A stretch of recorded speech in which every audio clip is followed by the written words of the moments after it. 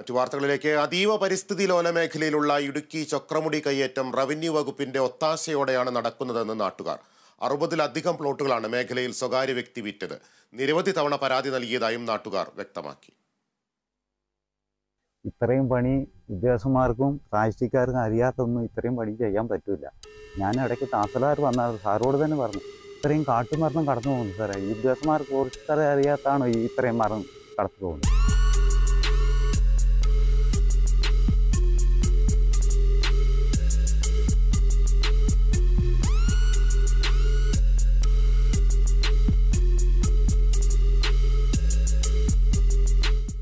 അതീവ പരിസ്ഥിതി ലോല മേഖലയും റെഡ് സോണിൽപ്പെട്ട ഈ പ്രദേശത്ത് ഇത്തരത്തിൽ വൻകിട നിർമ്മാണം എങ്ങനെ നടത്തിയെന്ന ചോദ്യത്തിന് നാട്ടുകാർ പറയുന്നത് അധികാരികളുടെ മൗനസമ്മതം തന്നെയാണെന്നാണ്. ഉദ്യോഗസ്ഥന്മാർക്കും അറിയാം, രാഷ്ട്രീയക്കാർക്കും നന്നായിട്ട് അറിയാം. അരിഞ്ഞു വന്നിട്ട് പൈസ കൊടുത്തു വെച്ച് ചെയ്താണ് ഞങ്ങളുടെ ഒരു വിശ്വാസം. ഈ പ്രകൃതി എങ്ങനെ ഉണ്ടോ അതുപോലെ കിടക്കണമെന്നാണ് എൻ്റെ ഒരു വിശ്വാസം. ആനയുള്ളതാ, കാട്ടുപോത്തുണ്ട് ഇവിടെ, പിന്നെ വരയാടുണ്ട്, നീലക്കുറിഞ്ചിയുണ്ട്. ഞാൻ ജനിച്ചു വളർന്നതിന് ഇവിടെ തന്നെയാണ്. ബൈസൺ വാലി വില്ലേജിലെ ചൊക്രമുടി സംരക്ഷിക്കപ്പെടേണ്ട അതീവ പശ്ചിമഘട്ട മലനിരകളാണ്. എന്നാൽ ഇവിടം ഭൂമി കയ്യേറിയും നിർമ്മാണ പ്രവർത്തനങ്ങൾ നടത്തി മലനിരകൾ ഇല്ലാതാകുന്ന അവസ്ഥയായി.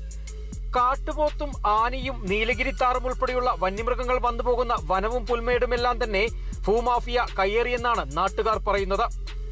ബൈസൺ വാലി 5-ാം വാർഡിലെ റെഡ് സോണിൽ ഉൾപ്പെടുന്ന ഒരു മേഖലയും കൂടിയാണ്. ഇവിടെ ഇങ്ങനെ മണ്ണ് എടുത്ത് ഇങ്ങനെ നിർമ്മാണ പ്രവർത്തനങ്ങൾ നടത്തിയിട്ടുണ്ടെങ്കിൽ വലിയ രീതിയിലുള്ള ഉരുൾപൊട്ടലും അതുമാതിരിയുള്ള സംഭവങ്ങളൊക്കെ ഉണ്ടാകും. ഉദ്യോഗസ്ഥ തലത്തിൽ തന്നെ നല്ല വലിയ ഒരു സപ്പോർട്ട് അവർക്ക് കിട്ടിയിട്ടുണ്ട്, രാഷ്ട്രീയമായിട്ടുണ്ട്. കാരണം ഞങ്ങൾ 5-6 മാസമായിട്ട് ഇതിന്റെ പുറകെ നടന്നിട്ട് അവരാരും അന്വേഷിക്കാനോ പിടിക്കാനോ വന്നില്ല. റെഡ് സോണിൽ ഉൾപ്പെടുത്തിയിരിക്കുന്ന അതീവ പരിസ്ഥിതി ലോല മേഖലയിലാണ് റവന്യൂ ഉദ്യോഗസ്ഥരുടെ മൗനാനുവാദത്തോടെ പാറ പൊട്ടിച്ചും കുന്നുകൾ ഇടിച്ചു നിരത്തിയും മരങ്ങൾ മുറിച്ചു കടത്തിയും വ്യാപകമായ നിർമ്മാണ പ്രവർത്തനങ്ങൾ നടത്തിയിരിക്കുന്നത്. നാട്ടുകാരുടെ നിരന്തര പരാതിയെ തുടർന്ന് കേരള വിഷൻ ന്യൂസ് അടങ്ങുന്ന മാധ്യമങ്ങൾ കയ്യേറ്റം വാർത്തയാക്കിയതോടെ വിവിധ രാഷ്ട്രീയ കക്ഷികൾ പ്രതിഷേധവുമായി രംഗത്തെത്തി. ഭൂമി കയ്യേറിയതായി അന്വേഷണത്തിൽ കണ്ടെത്തിയാൽ തിരിച്ചുപിടിക്കുന്നതിനുള്ള നടപടികളും സർക്കാർ സ്വീകരിക്കുമെന്നും റവന്യൂ മന്ത്രിയും വ്യക്തമാക്കിയിട്ടുണ്ട്.